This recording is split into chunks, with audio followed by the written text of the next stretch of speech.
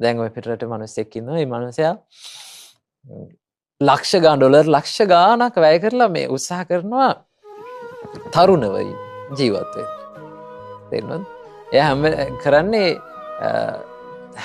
මාසෙකට සැරයක් හෝ මාසෙකට හෝ මාස දෙකකට සැරයක් එයාගේ දරුවන්ගේ ලේ දරුවෝ ලේ පරිත්‍යාග කරනවා. ඒ දරුවන්ගේ ලේ තමයි එයා ගන්නෙ.